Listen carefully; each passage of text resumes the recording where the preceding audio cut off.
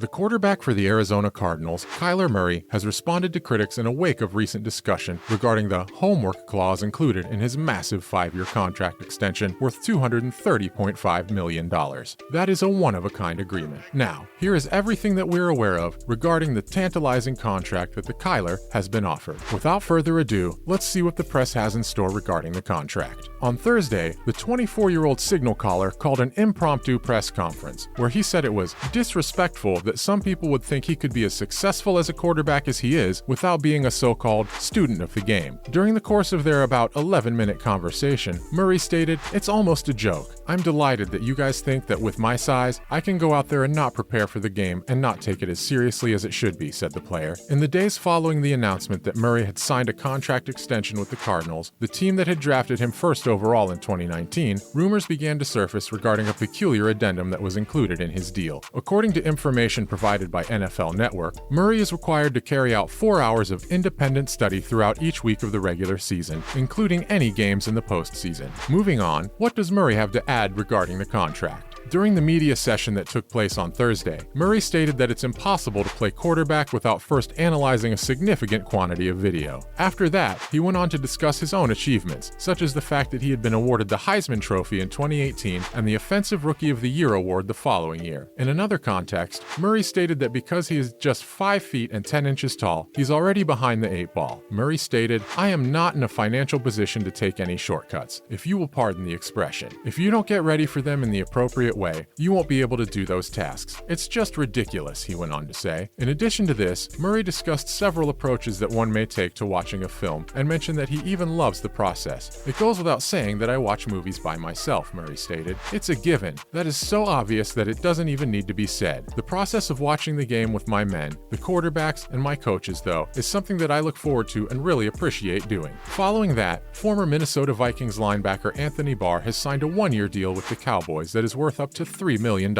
The Dallas Cowboys are bolstering their defense with the addition of an experienced veteran. The Cowboys have announced that Anthony Barr has come to terms on a 1-year contract. Barr's deal is worth up to $3 million according to the NFL Network insider Ian Rappaport. Barr has spent his whole career with the Vikings, who selected him 9th overall in the 2014 NFL Draft and saw him become an annual Pro Bowl linebacker from 2015 to 2018. Barr almost left the Vikings in 2019, signing to a lucrative deal with the Jets before returning to Minnesota. Barr has only appeared in 27 of 49 possible games since his decision. He's gone from being a troublesome linebacker in Minnesota to a veteran who waited until early August to secure work for the 2022 season. That doesn't mean Barr isn't still valuable. Barr was a Pro Bowl linebacker who averaged over 70 tackles per season at his peak. He'll join a Dan Quinn-led defense led by a linebacking combo of 2021 AP NFL Defensive Rookie of the Year Micah Parsons and Leighton Vander Esch, and will add depth to a team that welcomes back 2021 rookie Jabril Cox to the second level. Barr will offer the Cowboys with insurance and stability through 2022. He'll also be looking forward to playing for a competing club that is attempting to defend its NFC East title and reach new heights. Next up, Cardinals wide receiver Marquise Brown was arrested for reckless driving.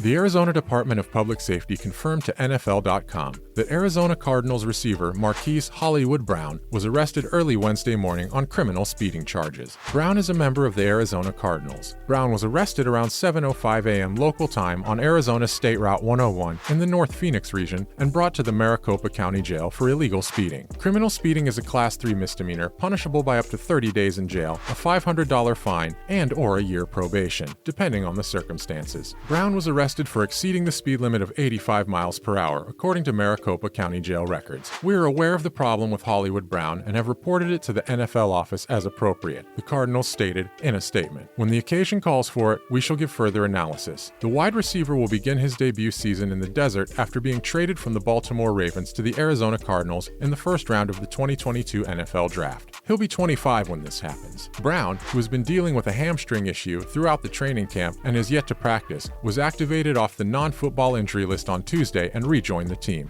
Brown merely watched the exercise from the stands on Tuesday. Because top receiver DeAndre Hopkins is suspended for the first 6 games of the season, Brown is anticipated to play a key role in Arizona's Arizona's offense early in the season. In 2021, he led all Baltimore wideouts in catches, receiving yards, and touchdowns with 91, 1,008, and 6 respectively. The Cardinals utilized different players at that position besides Rondale Moore and A.J. Green. Up next, the NFL intends to appeal Browns quarterback Deshaun Watson's 6-game punishment. Deshaun Watson's 6-game ban for breaking personal conduct rules will be appealed by the NFL. The NFL and NFLPA selected Judge Sue L. Robinson, who decided on Deshaun Watson's personal conduct policy violation on Monday. According to the league, the disciplinary officer's factual findings are binding and non-appealable under the 2020 NFL-NFLPA collective bargaining agreement. Judge Robinson penalized Watson for 6 games for multiple infractions of the NFL's personal conduct rules. The NFL, or NFLPA, has the power to appeal disciplinary discipline under the CBA. The commissioner, or his designee, will hear the appeal within 3 days. The NFL filed an appeal of Judge Robinson's disciplinary judgment this afternoon.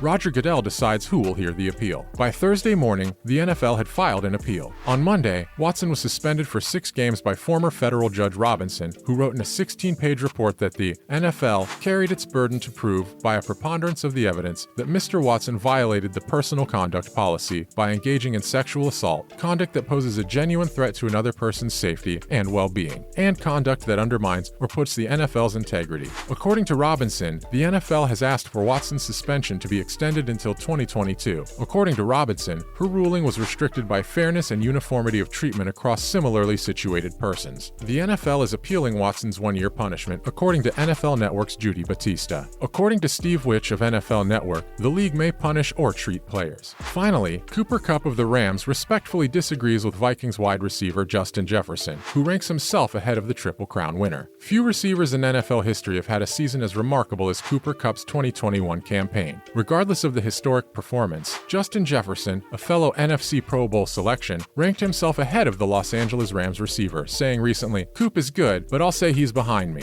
When asked about the Minnesota Vikings wide receivers take, Coop, the reigning AP NFL Offensive Player of the Year, politely disagreed. "I respect his opinion, but I can also disagree respectfully," Coop said, according to a team transcript. Coop's 2021 season was a triumph. He led the NFL with 16 touchdowns, 145 receptions, and 1,947 yards, becoming the first receiver to win the receiving Triple Crown since the Carolina Panthers' Steve Smith in 2005, and only the 4th overall since the 1970 merger. According to NFL research, the LA wideout's ascension to the top of the leaderboard saw him produce single-season reception and yardage totals that were both second most in NFL history, and he became only the 4th player to ever produce 100-plus catches, 1,500-plus yards, and 15-plus touchdowns. The other 3 in the Pro Football Hall of Fame, Jerry Rice, Marvin Harrison, and Randy Moss. Thus, Coop, who also won the Super Bowl MVP in the Rams' victory over the Cincinnati Bengals, appears to have earned some respect. Jefferson, on the other hand, has previously stated that Davante Adams is the best wide receiver in the game and that he'll surpass him in the 2022 season. However, there is no denying that in terms of statistics and team success, Coop, like his Rams, stood above the rest in 2022. The debate will pick up again in a few weeks with the start of a new season. Well, that marks the end of our video today. We hope you enjoyed the show. On your way out, make sure to hit that subscribe button, and thanks for watching.